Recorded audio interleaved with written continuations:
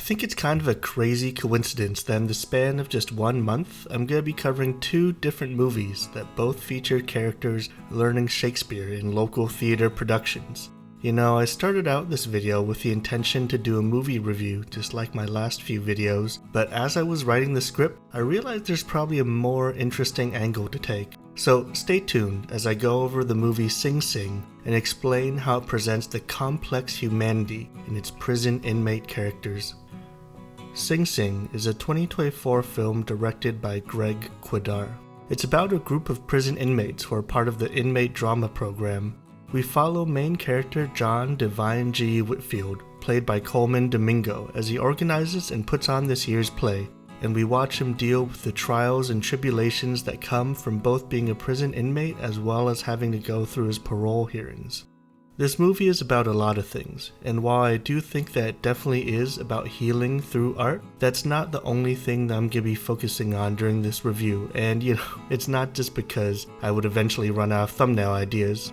Instead, I want to talk about how this film humanizes these prison inmates through 3 different topics: the theme of masculinity in prison, the cinematography used in the film, and this idea of the act of acting. If you think of media stereotypes of prison inmates, you probably think of a cold, unfeeling, and tough masculinity. And in prison, we see that everyone has to act this way, the key word here being act. We're often acting in our own personal lives as well, whether that be with friends, co-workers, or boss. But in prison, it's not only a means of survival, but it's exaggerated in this hyper-masculine environment. They're all forced to act this way if they don't want to become preyed upon. When we go from the scenes of them in prison to the scenes where they're in the theater workshops, we start to see a different side of the inmates. At first, some of the inmates have trouble acting out certain scenes of the play, and we're told that it's easy to channel anger, but it's often harder to channel other emotions like sadness and vulnerability. In doing some of these performances, as well as the various theater exercises that these inmates perform, we get to see them in another light. They're smiling, they're having fun, but they're also opening up and being vulnerable, sharing their hopes, dreams, and fears with each other. It really challenges this idea that the natural state of these people is to be violent and brutal. While certainly there are some people in prison whose natural state is to be that way, it does present an alternative for others in the system that all they need was the right environment to be able to express their feelings other than anger and violence and have the psychological safety to do so, which the typical prison system does not really allow them to do. So I want to talk about the cinematography of this film and this idea of the prison versus the theater environment and how it's highlighted through the use of different camera techniques. Whenever the prison is being shot, we see these really jagged angles. The camera is unmoving and rigid. The subjects are all wearing these identical uniforms and facing away from the camera and take up a small percentage of the screen. This shot really highlights their oppression of the individual identity in the face of the system. Now on the other hand, let's take a look at how the camera is used in the scenes where the inmates are participating in the theater workshops. The characters take up a much larger percentage of the screen. Our view is intimate and it's at eye level with them. Instead of them looking away, their faces are clearly visible to us and each subtle emotion is portrayed.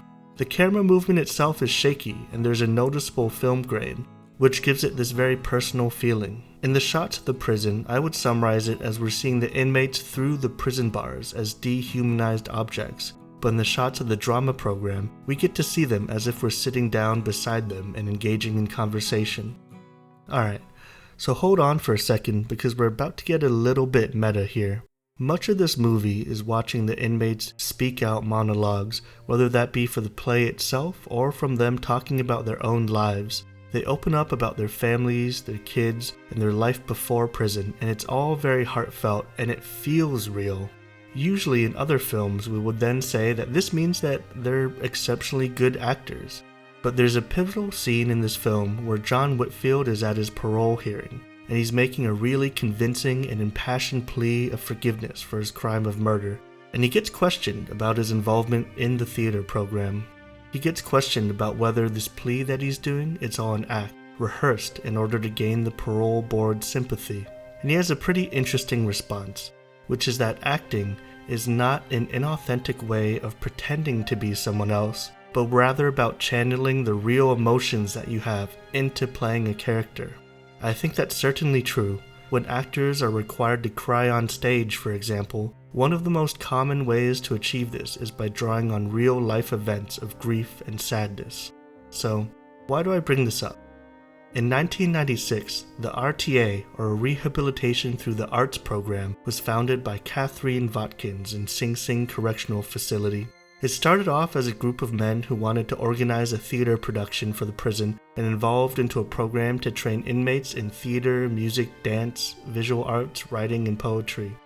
I want to read off a handful of names of some of the alumni of these programs: Clarence Divine I. Macklin, Sean San Jose, David Dapp Garrity, Patrick Preem Griffin, and Sean Dino Johnson. These men have two things in common. One is that they were all members of the RTA program, and two is that they're all actors in this film. And I think that's a big core reason of why these performances feel so real and heartfelt. These people are acting in the sense that they're playing characters within the film, sure, but the emotional weight and baggage behind these performances is so real. And because of that, I also can't understate the impact of this film.